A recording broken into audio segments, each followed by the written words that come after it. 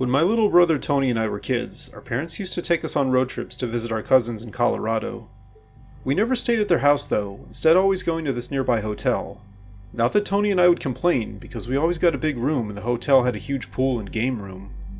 Our family would usually stay there for 3 or 4 nights before driving back, and my brother and I have a lot of fond memories from that hotel. However, one trip played out a little differently. It was the summer of 2005, I was 12 and Tony was 10. We were buzzing with excitement as we pulled into the hotel parking lot, already planning how we'd spend our evenings swimming and messing around in the game room. That first night, after scarfing down dinner, we bolted to the pool, towels slung over our shoulders. The air was warm and the water sparkled under the lights. Everything felt perfect, until I noticed him.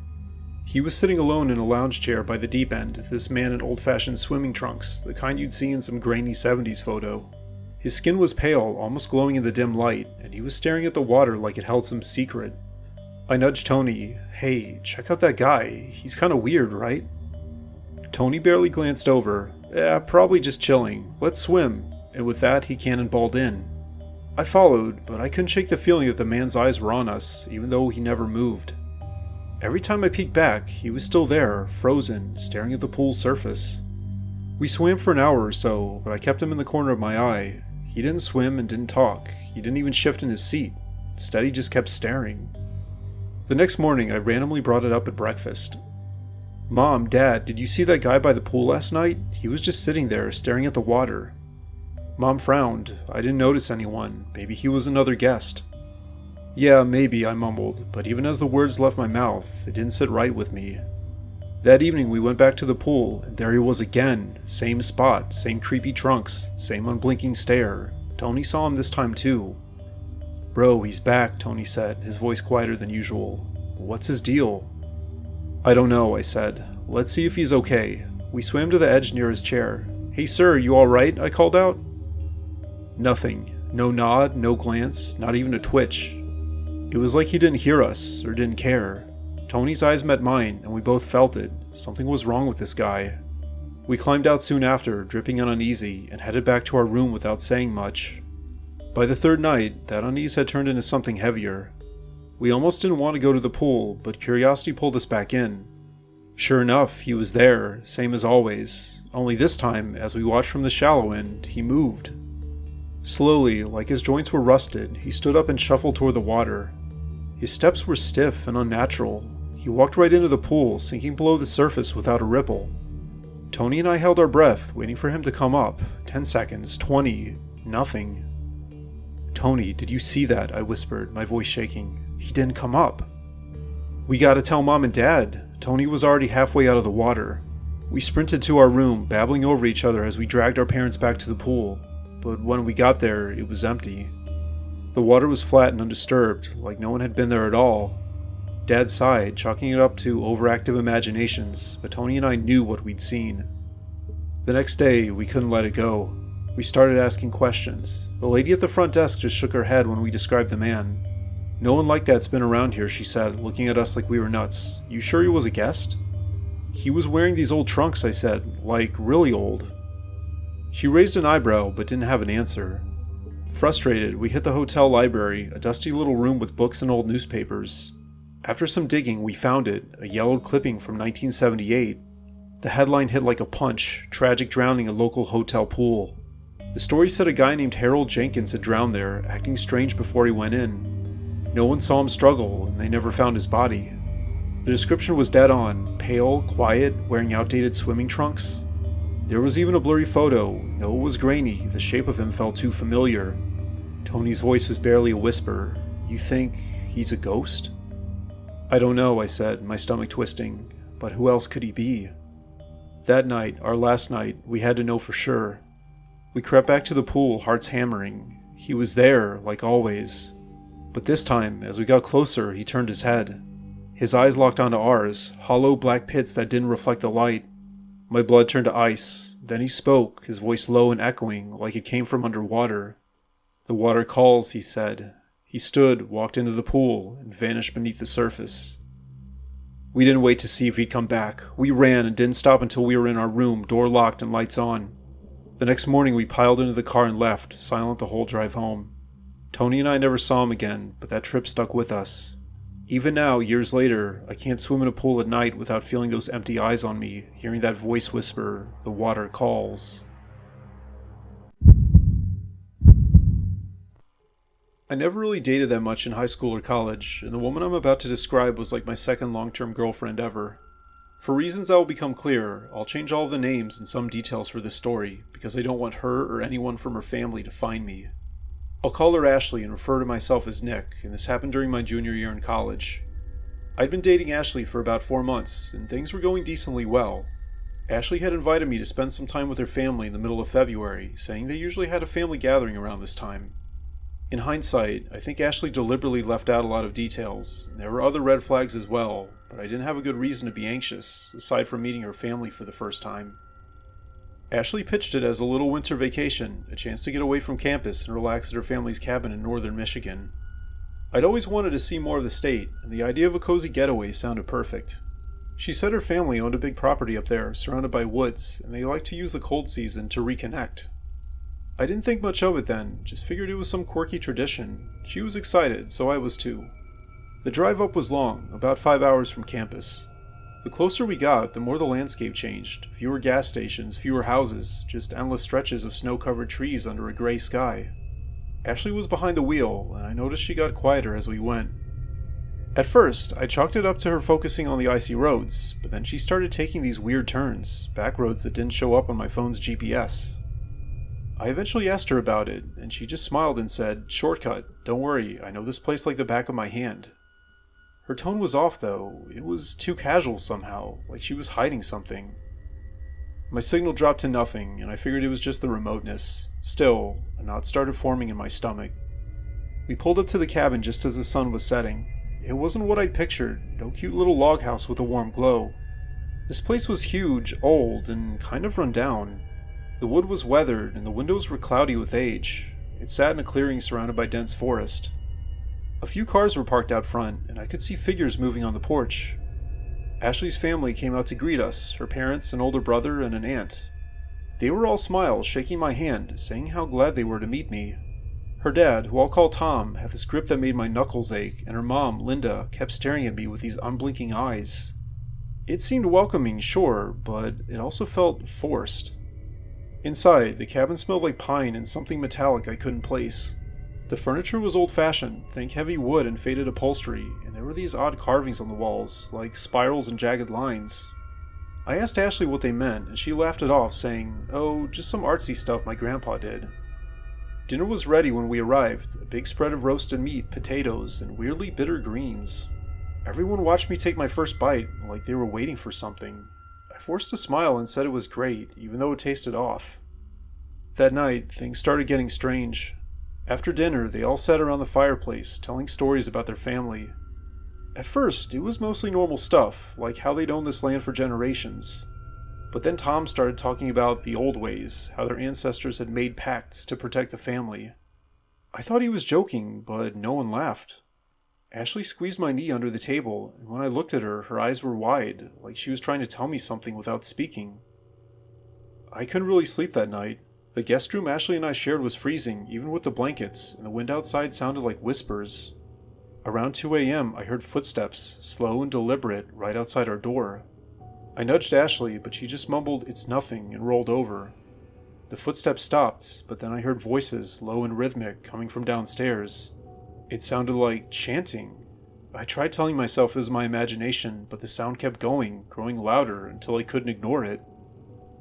The next morning, I decided to explore while Ashley helped her mom with breakfast. The cabin definitely had this creepy vibe, doors that wouldn't open, mirrors covered with cloth, and a basement hatch I found under a rug in the hallway. It was padlocked, but I could hear a faint hum coming from below, like machinery or something else. When I asked Ashley about it later, her face went pale. "Don't mess with that, Nick. It's just storage," her voice cracked, and she wouldn't look at me. By the second night, I knew something was seriously wrong. They announced a family ritual out by the lake, a short walk from the cabin. They all put on these long gray robes with hoods, and Ashley handed me one.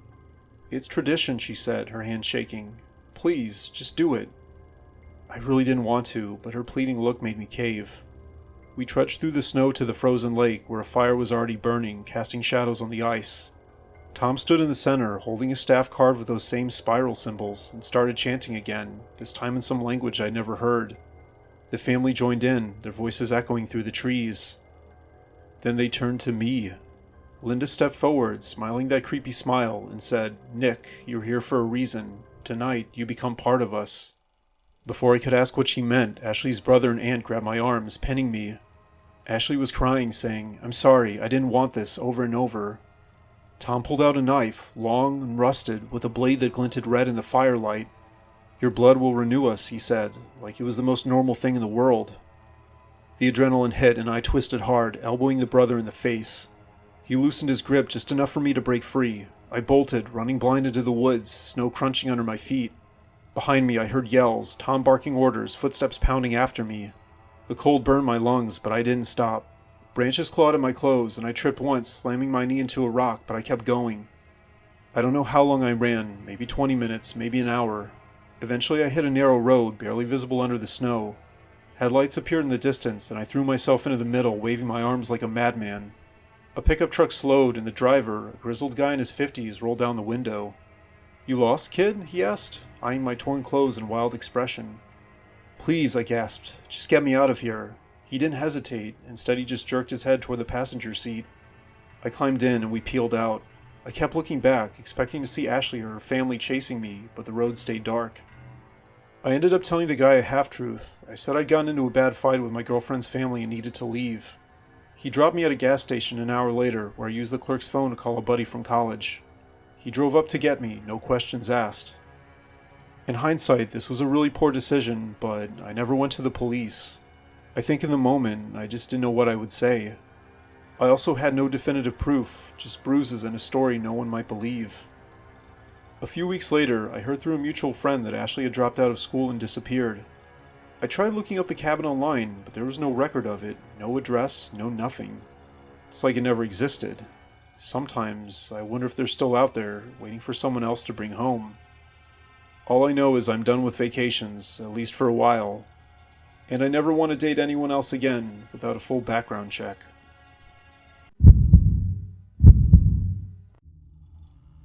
I've been married to my wife Lauren for about 15 years now, and we try to go on at least one longer trip every year. Most of the time we go on road trips to national parks and try not to spend too much, but the second year after we got married, we decided to go on a cruise. Neither of us had been on a cruise before, and this wasn't too fancy. We mostly just wanted to spend a few nights on a ship and get the experience. I won't mention the cruise line or other details in order to avoid giving them a bad name, since this really seemed like a one-off experience. It was a 7-day cruise in the Caribbean, the kind you see advertised with bright blue water and smiling couples sipping cocktails. The ship was huge, towering over the dock with its endless decks, glass elevators, and sprawling dining areas. Lauren and I were buzzing with excitement as we hauled our bags up the gangway, ready for a week of sun and relaxation. We spent the first day settling in, wandering the ship to check out the pool, the gym, and the little bars tucked into every corner. It felt like a floating city, alive with chatter and the hum of the engines. The second night, there was a mixer in one of the lounges, a casual thing with cheap wine and a live band. We mingled with other passengers, a few loud families, some honeymooners, and a scattering of older folks. That's where we met Vincent. He was in his late 70s, I'd guess, tall and wiry, with a mop of white hair and a face creased like old leather. He was alone, nursing a glass of whiskey, and he latched onto us right away. "You two look like you're having the time of your lives," he said, his voice gravelly but warm. "First cruise?" We nodded, and Lauren, always the friendly one, chatted with him for a bit. He said he was retired, a widower who loved cruising because it kept him from feeling lonely. He asked Lauren a lot of questions, like where she was from, what she did for work, and if she liked the sea. I didn't think much of it at first. He seemed harmless, just a chatty old guy. But when we said goodnight and headed back to our cabin, I caught him watching us leave, his eyes lingering on Lauren a little too long. The next morning, we hit the sun deck. Lauren was in a sundress, stretched out on a lounge chair with a book while I scrolled through my phone. It was peaceful, waves crashing below and seagulls circling overhead. Then I saw him, Vincent. He was across the deck, leaning against the railing, staring right at Lauren. Not casually, mind you, not like he was just taking in the view. His gaze was fixed and unblinking. I nudged her. "That guy from last night, he's over there, watching you." She peeked over her sunglasses and frowned. "That's odd. Maybe he's just spaced out." "Maybe," I said, but I didn't buy it. We packed up and moved to the indoor pool, figuring he wouldn't follow. For a while he didn't. We swam, laughed, and started to relax again. But at lunch, there he was, sitting 2 tables away in the buffet hall, his plate untouched, eyes on Lauren as she grabbed a soda. "Okay, this isn't a coincidence," she whispered, her voice tight. "He's everywhere we go." I tried to play it cool. It's a ship. There aren't that many places to be. Let's just keep an eye out. But deep down, I was starting to feel it too, that prickling unease you get when something's off. By day 4, it was pretty much undeniable. Vincent was shadowing us. He'd be at the trivia night we joined, sitting in the back row, staring. He lingered near the bar when we grabbed drinks, close enough to hear Lauren laugh. Once, I even saw him on the promenade deck, snapping a photo, not of the sunset, but in our direction. I had decided to hold off confronting him, on the off chance that he really was harmless, and not to ruin the mood with Lauren, but I think both of our patiences were wearing thin. That night in our cabin, Lauren said she felt like she was being hunted, pacing the tiny space. He doesn't even try to hide it anymore. That made up my mind that I needed to confront him. The next afternoon, I found Vincent alone in the ship's library, hunched over a book. I walked up, trying to keep my tone steady. "Hey, look, I don't know what's going on, but you're making my wife uncomfortable. You're always around us. Can you back off a bit?"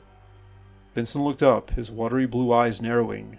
"I'm not doing anything wrong," he said, almost too calm. "It's a public ship. I can be where I want." "Just ease up," I pressed. "We're here to enjoy ourselves, not feel watched." He smiled, a thin, creepy little smirk, and went back to his book. I walked away feeling like I hadn't accomplished anything, my stomach twisting. Then that night, Lauren found something that pushed us over the edge. Tucked into the edge of our cabin door was a Polaroid photo. It was her, lounging by the pool from a couple days ago, taken from an angle that meant he'd been close, way too close. On the back, in shaky handwriting, it said, "Lauren, radiant as always." She dropped it like it burned her. "He knows my name. He's been following me." We took the photo straight to security. The officer, a tired-looking guy named Torres, listened as we explained everything. We relayed how Vincent had been staring and had made constant appearances, and now we found this photo. Torres took a closer look at it, then sighed. "We'll talk to him," he said, "but unless he's caught in the act, our hands are tied. Without threats or violence, we can't detain him without a cause." "So he just keeps getting to do this," I snapped. "We'll warn him," Torres replied. "Stay vigilant. Let us know if anything else happens." By now, Lauren was paranoid, and the discussion we had at security didn't help her sleep. She kept the lights on, jumping at every creak of the ship. I felt helpless, trapped on this floating maze with no way to shake him. The next day, we stuck to crowded spots, but Vincent was still there, hovering at the edges like a ghost. During a deck party that night, I lost sight of him in the chaos of music and dancing. Lauren stayed close, gripping my hand. Then she got a text. Her phone buzzed, and she frowned. "Unknown number," she muttered, opening it. The message was short. "Meet me by the aft deck stairs. I have something for you." Her face went white. "It's gotta be him. How does he have my number?" "Don't respond," I said, trying to sound cool, but my heart was racing. "We're going to security, now." But as we turned to leave, I saw him, Vincent, slipping out of the crowd toward the back of the ship, where the aft deck stairs led to a quieter, dimly lit area. Against my better judgment, I told Lauren to stay put and followed him. I needed to see firsthand what he was up to. I crept down the stairs, the music fading behind me, replaced by the low rumble of the engines. At the bottom, Vincent stood near a lifeboat, holding something small in his hands. He didn't see me at first. I ducked behind a pillar and watched as he muttered to himself, unfolding what looked like a bundle of cloth. Inside was a lock of dark hair, Lauren's color exactly, and a tiny carved wooden figure of a woman. My stomach dropped. This wasn't just creepy, this was deranged. I stepped out, fury overriding fear. "What the hell are you doing?" Vincent spun around, clutching the items to his chest. "This isn't for you," he hissed. "She's mine. She's perfect." "She's my wife," I shouted, lunging at him. He stumbled back, dropping the figure, and I grabbed his arm, twisting it until he yelped. Passengers above must have heard the commotion, because within minutes, security swarmed the deck. Torres and another officer hauled Vincent off me, his wild eyes darting to the stairs where Lauren had appeared, drawn by the noise. They searched him again. Along with the hair and the figure, he had a notebook, pages filled with sketches of Lauren, dates and times of where she'd been, even notes about her habits. He'd been cataloging her every move. Vincent was locked in a holding room for the last 2 days of the cruise. Security told us he'd be handed over to authorities at the next port, but they couldn't say much else, privacy laws or something. Lauren was a wreck, barely leaving the cabin, convinced he'd somehow get out and find her. I kept watch, double-checking the locks, my mind replaying that moment with the hair and the figure. Where had he gotten it? Had he been inside our room? We flew home the second we docked, leaving that ship and Vincent behind. Months later, we got a vague email from the cruise line, an apology and a partial refund. They promised that they'd handle the situation, whatever that meant. But Lauren's never been the same. She deleted all her social media, stopped posting photos, and sometimes wakes up gasping, swearing she saw him in the shadows. I keep trying to reassure her that he's gone and we're safe. But late at night, when the house is quiet, I still check the doors. Because with a guy like that, who knows how far he'll go to find his perfect obsession again.